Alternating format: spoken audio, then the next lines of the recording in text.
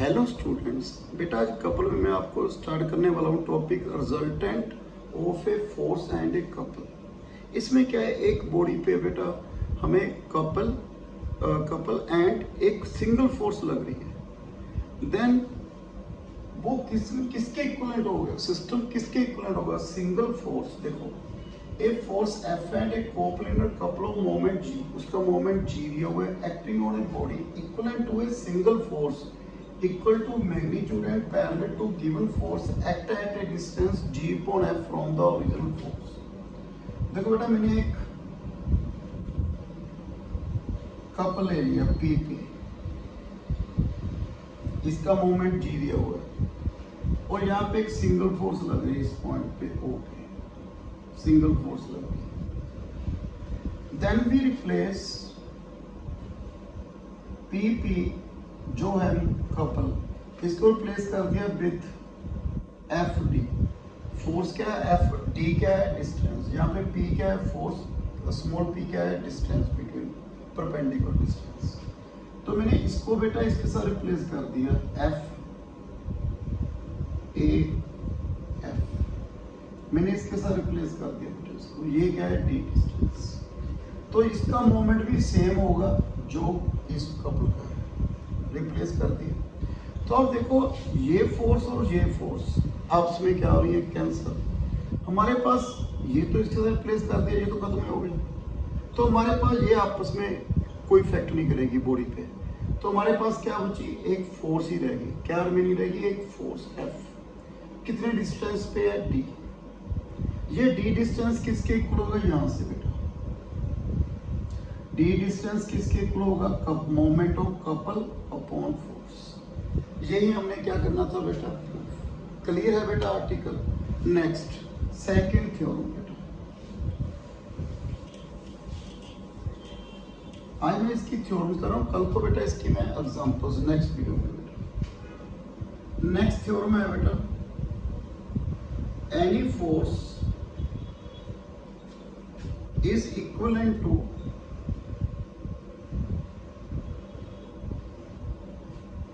an equivalent parallel force at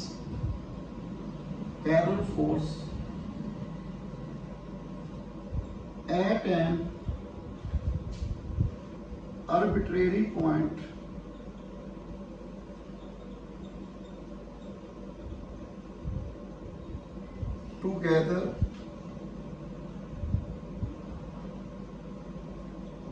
arbitrary point together with a couple of moment equal to moment of given force about that point।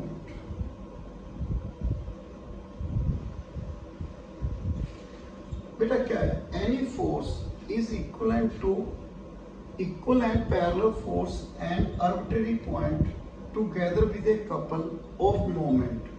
जो couple of moment है, ठीक है, equal to moment of a given force about that point. अभी clear कर रहा हूं बेटा, एक फोर्स लग रही है इस पॉइंट पे, एक पॉइंट पे, ये एक पॉइंट ले लिया बेटा मैंने ओ, ओके। यहाँ पे मैंने इक्वल एंड ऑपोजिट फोर्स लगा दी बेटा, एफ फोर्स इधर, एफ फोर्स इधर। तो ये क्या हो गया बेटा, कपल हो गया। मोमेंट ऑफ कपल किसके इक्वल है, moment of couple, moment of couple किसके इक्वल है, ये क्लॉकवाइज एंटी क्लॉकवाइज बेटा, क्लॉकवाइज। तो क्या आएगा, minus F into O. Okay, यदि हम मोमेंट ऑफ फोर्स एफ निकालें, मोमेंट ऑफ फोर्स जो गिवन फोर्स है, फोर्स एफ अबाउट हो, तो क्या आएगा बेटा, मोमेंट ऑफ फोर्स अबाउट हो। ये क्लॉकवाइज एंटी क्लॉकवाइज है बेटा, क्लॉकवाइज। तो क्या आएगा, minus F into perpendicular distance. तो दोनों इक्वल है ना बेटा। हमने यही प्रूव किया है बेटा, यहाँ पे any force is equivalent to equal and parallel forces of an arbitrary point together with a couple of moment equal to moment of a given force about that point। दोनों का मोमेंट क्या है, same.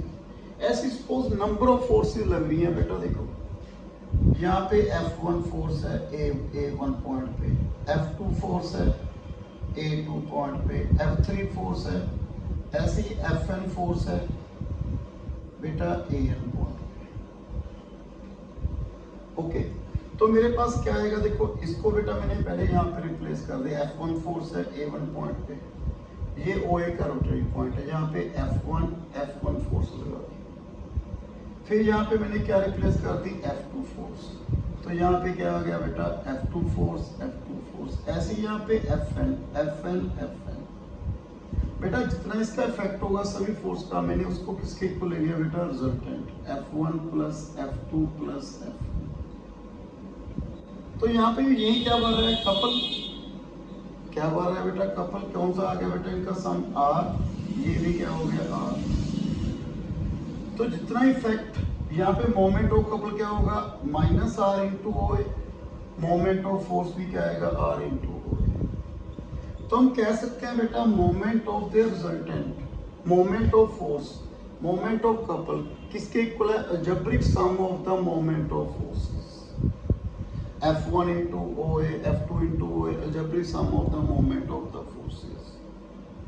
So हमारे पास result आ गया बेटा, जो moment of couples को G है वो क्या होगा, algebraic sum of moments of F1, F2, Fn about इसके इक्वल होगा।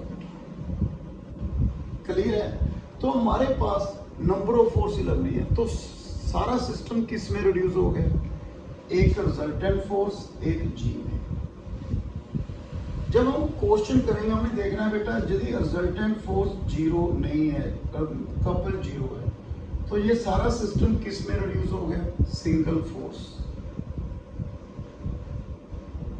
यदि R इक्वल टू जीरो है, G not equal to zero है, तो ये सिस्टम किस में रिड्यूस हो गया बेटा, एक सिंगल कपल में रिड्यूस हो गया। ओके, यदि R भी जीरो है, G भी जीरो है, तो ये सिस्टम क्या हो गया बेटा, इन इक्विलिब्रियम, इसमें आ गया बेटा एक इक्विलिब्रियम।